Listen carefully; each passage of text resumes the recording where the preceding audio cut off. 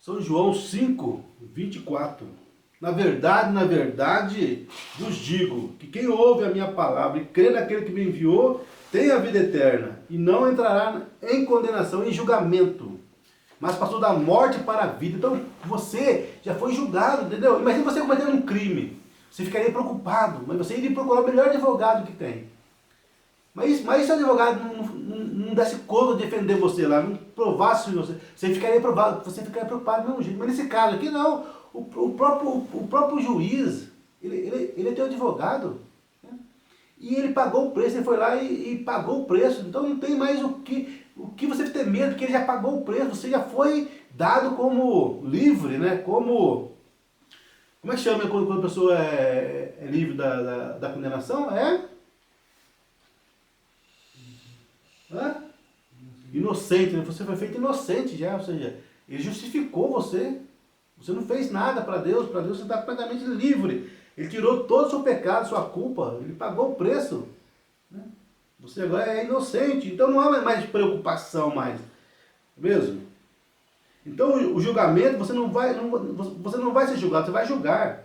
E viu um grande trono branco e o que estava assentado sobre ele, de cuja presença fugiu a terra e o céu, não se achou lugar para eles. E viu os mortos, grandes e pequenos, que estavam diante do trono, e abriu seus livros, e abriu o livro que é o livro da vida, e os mortos foram julgados pelas coisas que estavam escritas nos livros, segundo as suas obras. É a segunda ressurreição. E deu o mar os mortos que nele havia, e a morte e o inferno deram os mortos que neles havia, e foram julgados cada um segundo as suas obras. E a morte e o inferno foram lançados no lago de fogo. Essa é a segunda morte. E aquele que não foi achado escrito no livro da vida foi lançado no lago de fogo. Lago de fogo. Que é a segunda morte. E ali, todos terão um fim um dia no lago de fogo. Mas você não, você tem vida eterna. A vida eterna é a própria vida de Deus, a vida que nunca tem fim. Você não pode morrer mais. Quando você sair desse corpo, você vai para o corpo celeste, muito melhor do que esse corpo aqui. Ou seja, você não morre mais, você já tem um corpo. Cristo, Paulo fala isso em 2 Coríntios 5. Se esse corpo se desfizer, já tem um tabernáculo, um corpo feito nos céus para mim. Olha que maravilha que é isso, saber, né? Você não tem dúvida do futuro, você sabe o que vai acontecer no futuro. Chegando em Apocalipse 21, nos fala, e viu um novo céu e uma nova terra. Porque já o primeiro céu e a primeira terra passaram, e o mar já não existe. Já não existe. Parece até que vai acabar a terra, mas não, né? Você sabe que Mateus 25:5 fala, e também Salmo 37, 9 e 11 fala, os mansos herdarão a terra. Então esse novo aqui, que fala aqui, vi e passarão, que se passar aqui, é uma palavra grega que quer dizer parerechomia, que é passar de uma forma para outra forma. É igual você, como diz lá Coríntios 5, fala que você é nova criatura, uma nova criação. Você acabou? Não, você foi mudado, transformado, passou por esse processo da redenção. Deus redime a terra da mesma forma que redime o homem, através de 3 obras, que é justificação, santificação e batismo com o Espírito Santo. Existe algo que limpa mais do que o fogo? Né? Não, o fogo é o melhor esterilizante que existe, né? Esse que é o nome mesmo? Né? Que limpa. Então, a água foi justificada com as águas do dilúvio. A terra foi justificada com as águas do dilúvio. Mas depois teve guerra ainda na terra. Então, quando você é batizado, você sai de lá com desejo ainda errado, de fumar, de beber. Aí você começa o processo da santificação.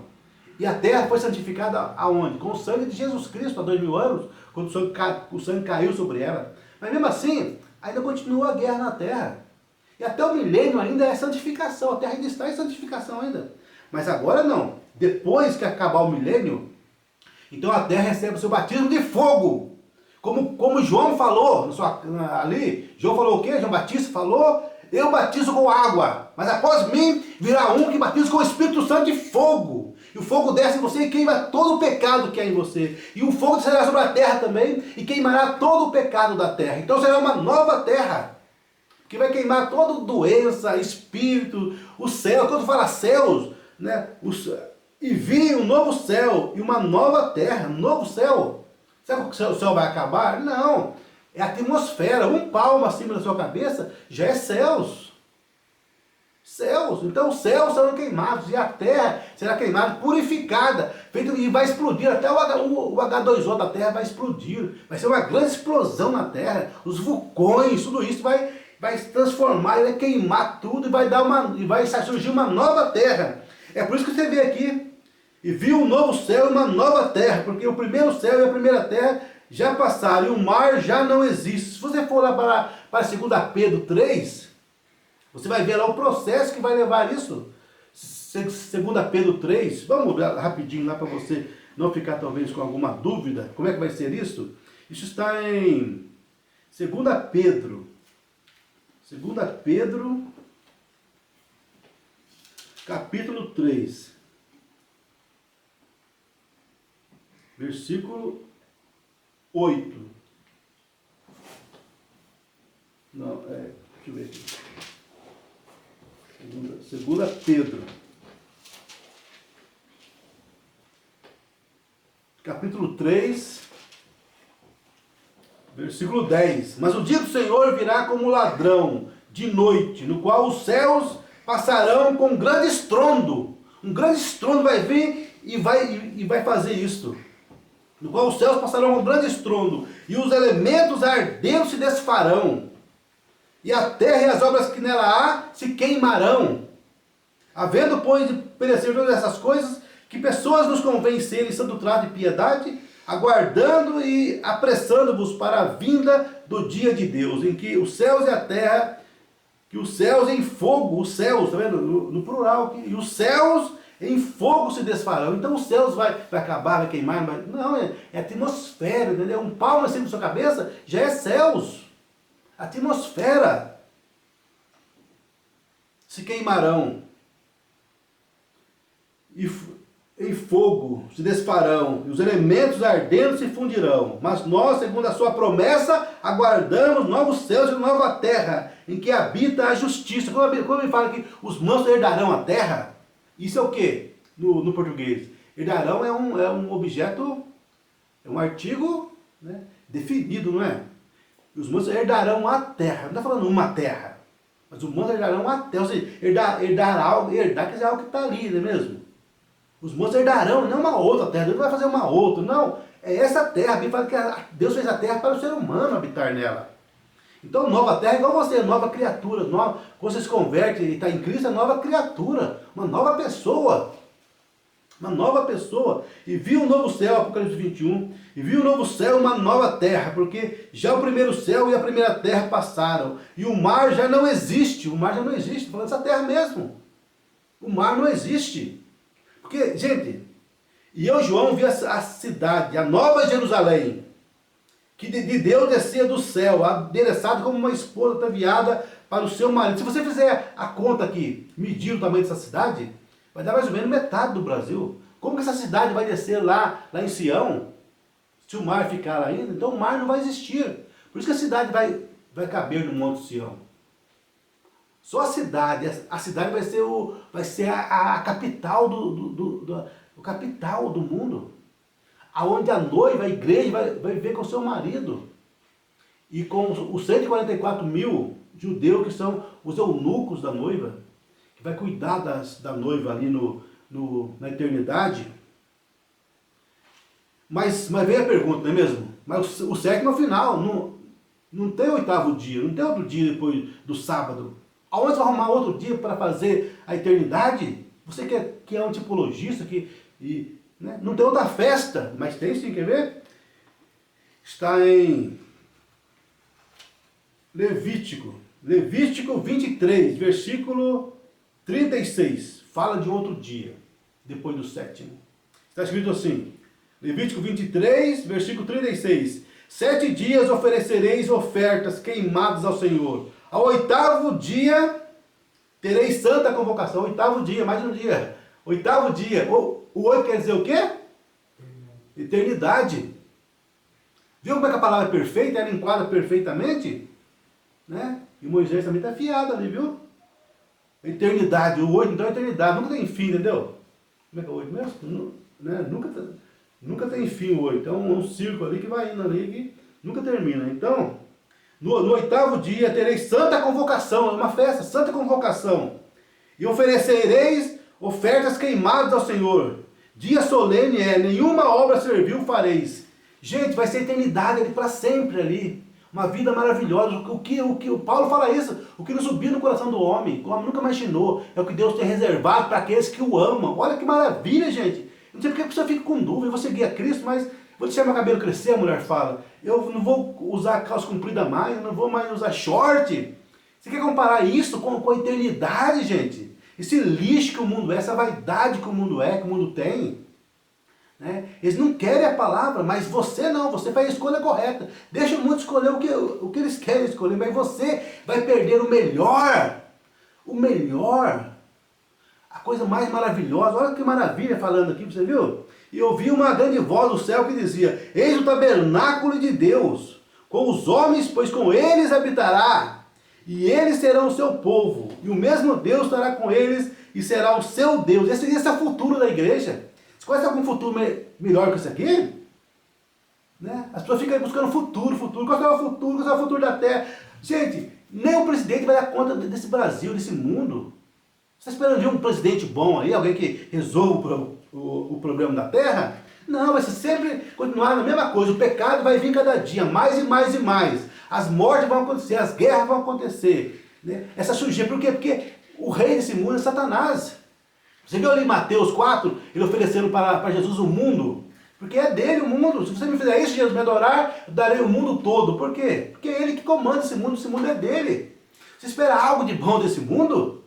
Não, nós estamos esperando Cristo vir, a rocha, que vai ser cortada sem mão, como Daniel viu, e bateu nesse mundo, no pé da estátua, e todos os reinos da terra acabaram. E aquela rocha se tornou um grande reino no mundo. É isso que nós estamos esperando, esse reino vir. Por que Jesus mandou nós orar? Venha a nós, vosso reino.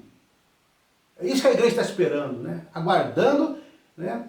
Ansiosamente por esse dia, anelando esse dia. Olha que maravilha que vai ter o futuro da igreja. Mas olha o passado dela também. Nas arenas, né? Jogado para os leões. Mas eles entravam na arena alegre, cantando ali. Que eles viam algo, eles viam o futuro, eles não olhavam ali. Eles tinham uma visão de longo alcance, um binóculo que olhava para a eternidade. É igual você também, você vê muito além do que esse mundo aqui. Lembra de Abraão? E qual o nome do sobrinho de Abraão mesmo? Ló, obrigado, Ló. Ele falou para Ló o quê? Ló, você escolhe, nós dois podemos continuar juntos. Se você escolher para a direita, eu vou para a esquerda. Você vai escolher. E Ló, como era carnal, ele escolheu o quê? As campinas de Sodoma. Ele não viu Sodoma pegando fogo. Ele não viu a esposa dele virando uma estátua de sal. Ele não tinha visão de longo alcance. Ele só olhou ali o momento ali, o dia ali presente, não olhou além. Você não, igreja. A igreja olha além. Olha que maravilha para nós aqui. Ela é vista mais longe do que isto. Então faz a escolha correta. Faz a escolha correta. Deus limpará de seus olhos toda lágrima, e não haverá mais morte, nem pranto, nem clamor, nem dor, porque já as primeiras coisas são passadas. Você nunca mais vai ver ali um sepulcro, ali um túmulo escrito, aqui jaz fulano de tal. Nunca mais você vai ver um hospital nessa terra, gente. Nunca mais você vai ver uma criancinha doente ali, nascendo, né, com defeito físico, que Satanás tem feito nesse mundo. Nunca mais vai ver nada dessa imundícia que tem nesse mundo mais. Nunca mais você vai ver. Esse é o futuro da igreja, é o seu futuro, irmão, o seu futuro, irmã. E o que estava assentado sobre o trono disse: eis que faço nova todas as coisas. E disse-me: escreve, porque essas palavras são verdadeiras e fiéis. E disse-me mais: está cumprido, eu sou o alfa e o ômega, o princípio e o fim. A quem quer que estiver sede, de graça lhe darei da fonte da água da vida. Quem vencer herdará todas as coisas, e eu serei o seu Deus, e ele será meu filho. Mas quanto aos tímidos e aos incrédulos e aos abomináveis, e aos homicidas, e aos fornicadores, e aos feiticeiros, e aos idólatras, e todos os mentirosos. A sua parte será no lago que arde com fogo e enxofre, o que é a segunda morte. Está vendo? Idolatria. Tem uma igreja, uma denominação na frente da palavra. Jamais, gente, quando você vê algo na palavra, segue a palavra e viva. Não fica com a denominação, com nenhum homem, ou mesmo aqui comigo, ou com a gente aqui. Jamais. Vá após a palavra, você viverá. Se ficar com o homem errado, com a doutrina errada, com a igreja errada, você perecerá. Não há. A Bíblia fala que aumentar ou tirar uma coisa da palavra, será condenado naquele dia.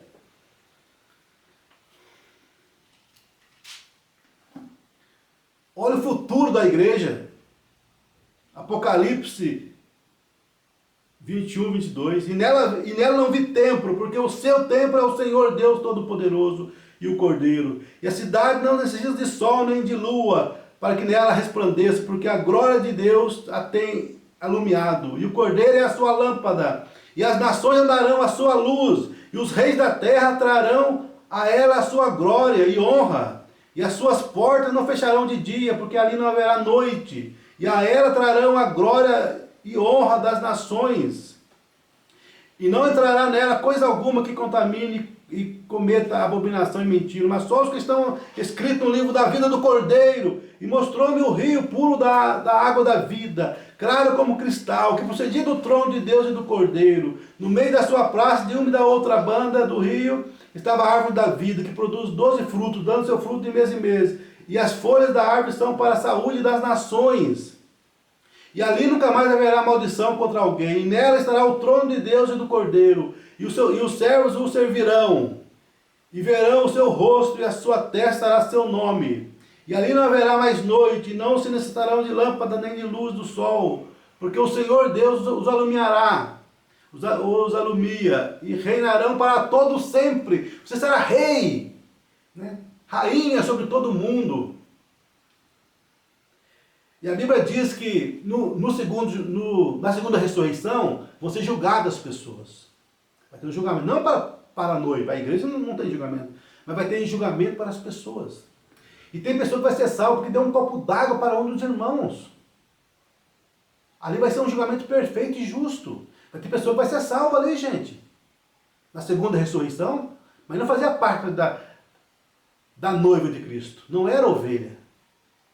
Se fosse ovelha, estaria com Jesus, teria seguido a palavra dele. Mas de uma forma ou de outra foram enganados. Mas eram pessoas que realmente, né, fizeram algo bom para os irmãos. Então essas pessoas que foram salvas, elas vão viver do lado de fora da cidade. Como você viu aqui, os reis vão trazer para a cidade a sua honra, os seus frutos. E você, rainha, vai viver no palácio, reinando sobre a terra toda. Você acha isso pouco? Deus te deu todas as coisas, o amor de Deus por você. Como que Deus te ama, morreu por você na cruz, deu a vida por você. Para isso tudo acontecer. Para você, o futuro da igreja é isso. Agora vamos voltar um pouquinho para o passado da igreja. Como foi que a igreja começou? Foi ali naquele dia que caiu o Espírito Santo sobre as pessoas. E Jesus tinha dado para Pedro a chave do reino. E em Lucas 17 fala que o reino está aqui hoje entre nós. Em Atos capítulo 1, os apóstolos pensaram que Jesus fosse restaurar o reino físico. Mas depois teve a revelação que não, era o reino espiritual. O reino físico virá ainda, no futuro. O que nós acabamos de falar do futuro da igreja, quando o reino físico virá. Mas hoje, que isso veio para fazer o quê? Fazer o reino espiritual. Como está em São Lucas. São Lucas está sobre o reino. São Lucas 17, 20. Vamos ver se dá tempo aqui rapidinho. São Lucas 17, 20. Vamos ver aqui. São tantas escrituras para ser lida, falando do futuro da igreja, do passado e do presente. 17, 20 está falando. Interrogado pelos fariseus sobre quando havia de vir o reino de Deus, respondeu-lhes e disse: o reino de Deus não vem com aparência exterior, nem dirão ele aqui ou ele ali, porque eis que o reinado de Deus está entre vós. E disse aos discípulos: não, dias virão em que jareis ver um dos dias do Filho do Homem, e não verão. Então, agora, nós vemos então ali em Mateus 16 ao 20, que Deus deu para Pedro a chave do reino de Deus. A chave do reino de Deus. E quando chegamos em Atos 2:38, quando Pedro, caiu o Espírito Santo em Atos 2, perguntaram para Pedro, demais apóstolos, o que eu faço para ser salvo, para entrar no reino de Deus? E Pedro abriu ali, pegou a chave e abriu. Arrependei-vos cada um de vós, e se batalhar em nome do Senhor Jesus Cristo para perdão dos pecados, recebereis o dom do Espírito Santo. E o povo judeu entrou. E como ele tinha a chave, ele tinha que abrir a porta do reino para as 3 nações, os 3 povos, melhor dizendo. E tem 3 povos na terra. Quem são eles? Judeus. Pode falar alto? Fala alto. Certo? Judeus, samaritanos e gentios. Ele abriu a porta para os judeus em Atos 2:38 do reino. Quando chegou, ele foi para Samaria também. Chamaram Pedro para ir para Samaria. Ele foi para Samaria, no capítulo 8 de Atos, e chegou ali também, ele abriu também a porta ali, Atos 8, versículo 12 e 16. E Pedro batizou eles em nome do Senhor Jesus Cristo, e caiu o Espírito sobre eles, o Espírito Santo. Foram cheios do Espírito Santo. Abriu a porta também para os samaritanos. Depois em Atos, capítulo 10, Pedro estava com medo de ir para os gentios. Mas Deus deu aquela visão para ele daquele avental, daquele lençol vindo do céu, com aquelas carnes ali. Ele falou, Senhor, eu não posso comer essa carne. Não faça imundo o que eu santifiquei. E ele foi para lá, para a casa de Cornélio, ali em Atos 10. E ele pregou, e o Espírito Santo caiu sobre todos eles ali, os gentios. E ele abriu a porta para batizar também em nome do Senhor Jesus Cristo. Então, para entrar no reino de Deus, a igreja de Cristo é o reino. Cristo é o nosso guia. Ele é a palavra. O princípio era o verbo, e o verbo estava com Deus, e o verbo era Deus. E o verbo era Deus, e habitou no nosso meio. E o verbo era Deus, e habitou no nosso meio. Então, e o verbo era Deus, o verbo se fez carne, e habitou no nosso meio. Então a palavra é Deus, a palavra é Jesus. Jesus, ele é a palavra. Então ele é o nosso guia, ele é o nosso rei.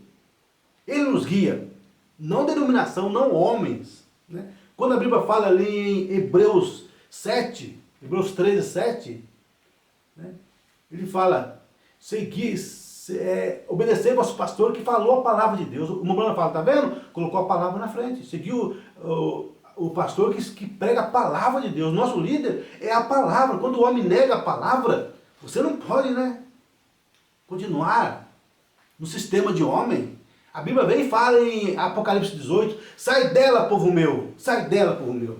Então, ali foi aberta a porta do reino de Deus.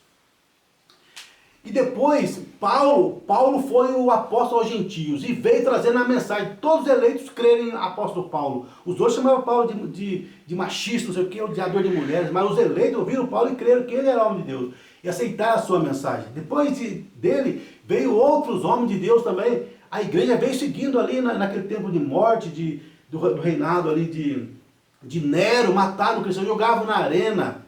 E ali surgiu aquele grande homem, Irineu, na era de Sardes, não foi? Não, né? A segunda era foi a era de Esmirna, Pérgamo, né? Irineu. Depois da era de Irineu veio ali o Martim de Troa, outro homem de Deus. E os eleitos iam ali, porque onde se vê a carne fresca, a noiva, as águias vão se juntar ali.